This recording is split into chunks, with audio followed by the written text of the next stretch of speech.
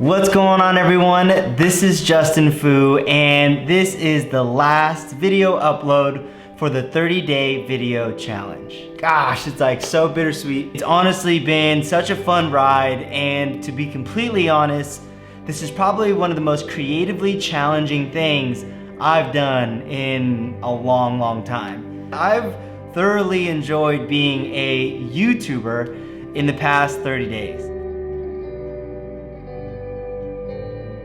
For my very last video in this challenge series, I'm gonna be sharing with you what you need to become a YouTuber for 30 days in 2020. Okay, learning lesson number 1. Define your content and find your target audience. In a simpler form, what do you want to talk about and who do you want to talk to? What I realize is when you define your content and you pinpoint your aspirational audience of who you want to talk to, it makes creativity in the process of creating videos on YouTube a lot simpler. Let's use me for an example. When I started this channel, I knew that I wanted to make like feel-good videos, and specifically stories that were driven by storytelling. The overall thing that I wanted viewers to take away with after watching my videos is, if you set your mind towards something, there's a very high likely chance of you actually achieving that goal. Tip number 2, pre-planning is everything. And for me, the pre-planning process really breaks down into 3 different stages. 1, video concept brainstorming. Number 2, writing. Number 3, understanding how long the video should be. And 4, always making sure you're ahead of schedule. Okay, let's dive into each one of those. First things first, video concept brainstorming. So that pretty much just consists of me sitting here on my laptop, jotting down a bunch of ideas of topics that I want to talk about. Now, to help you at home with the brainstorming process, because a lot of times you can come into like a creative block or a writer's block or whatever it may be, the 2 questions I always ask myself when in the brainstorming session is this: what stories am I proud to share? And number 2, will this story or this piece of content provide any insight, encouragement, or value to those that are watching at home?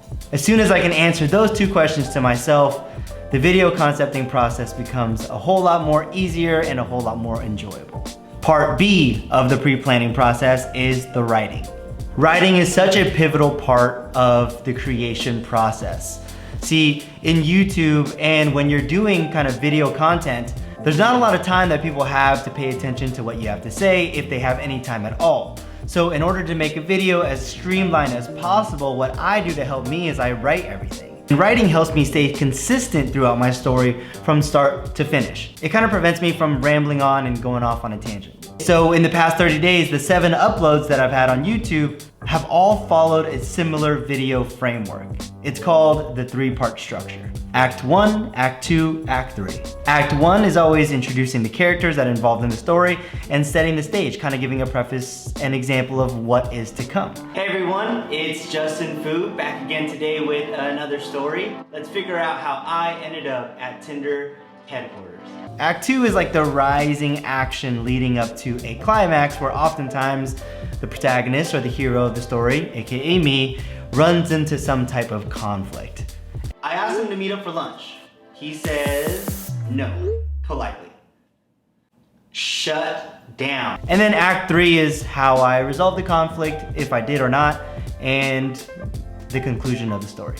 2 days later, I end up at Tinder headquarters in Los Angeles. So when I break all of my stories down into that 3-act structure, it helps me stay concise, stay consistent, and make sure that I'm telling an engaging story through and through. Unlike this video today, which does not follow the 3-act structure, since this is more of a instructional tips and advice type of video. Okay, next thing I always think about is video time length. Originally, my goal was to do like 4 to 5 minute videos, and I stayed pretty consistent with that for the first 4 episodes, and then episode 5 and 6, I try to push the boundaries and go a little bit longer in terms of the content, and the analytics were telling me that my average watch time is anywhere between like 3 to 4 minutes. So technically I could have made my videos a lot shorter or try to compound the stories into a shorter length. But that all comes with the learning, right? In the first 30 days, you start to get analytics and you can kind of read into some of that stuff.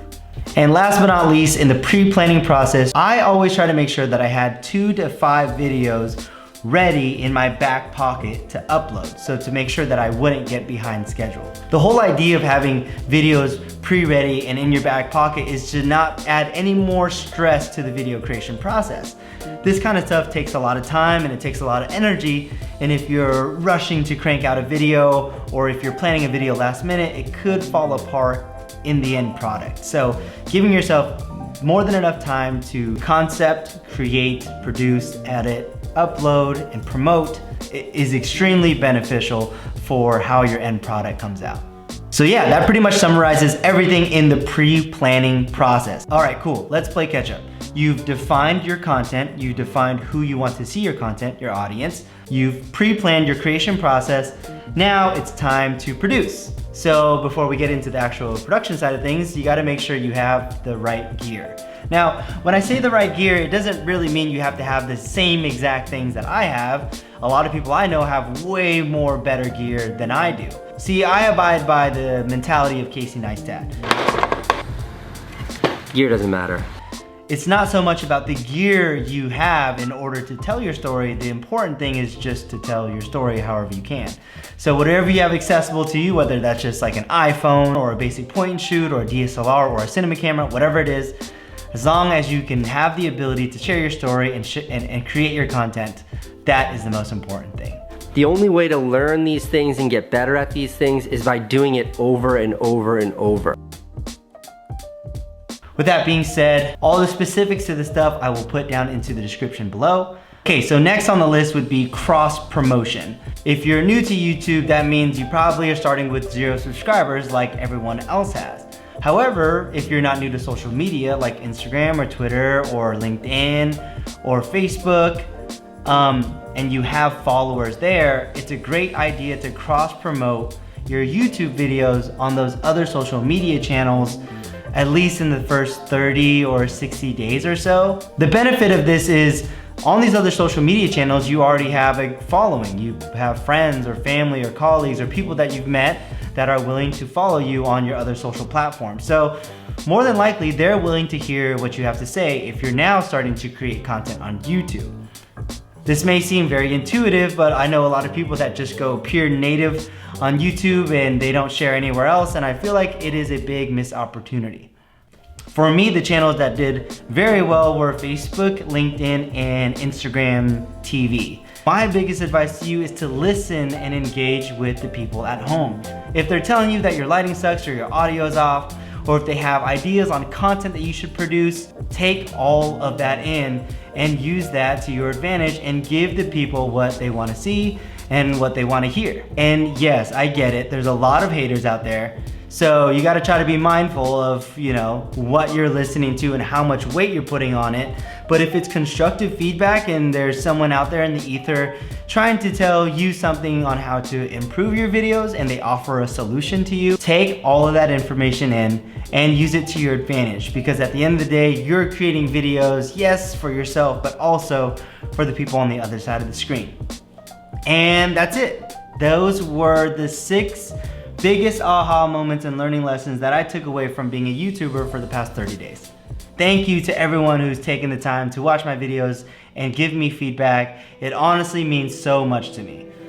And if you saw the very first episode, the whole point of this 30-day video challenge was this. If I provided perspective, influence, or self-improvement to just one person who's watched my videos, then I would have considered that a success and my time all worth the while. So yeah, that was it. That was the goal. Just one person was all I needed to ensure that this whole journey was worth all the while.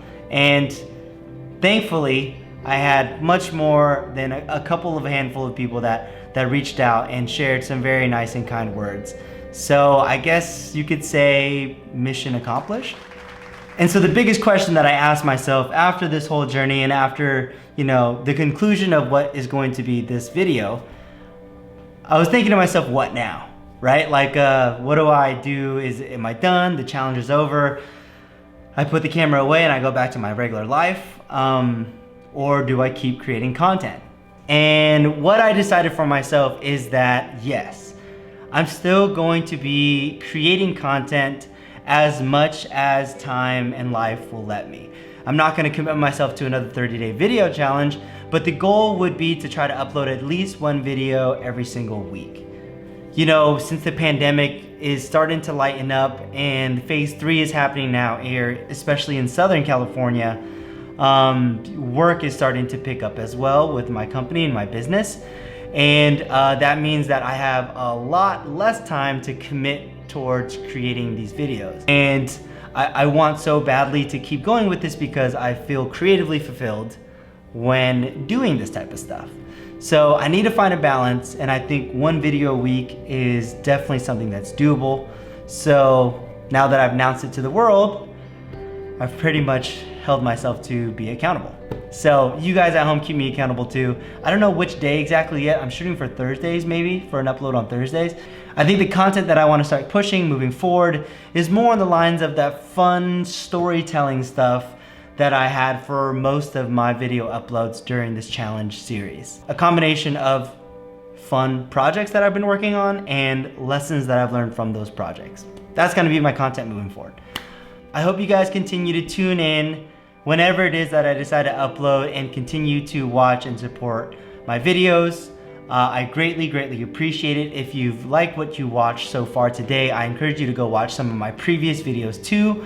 And most importantly, if you could subscribe to the YouTube channel down below, it would be so appreciated. That's all I have for you all today. Thank you so much again for joining along this 30-day video challenge series. You guys are freaking awesome. And if there's nothing else, be safe, be well, be safe, be well, be safe, be well, be safe, be well, and I'll see you guys on the next one. We have all these tools that enable us to create in ways that are more accessible, that are cheaper, that are more fair. That's what excites me the most.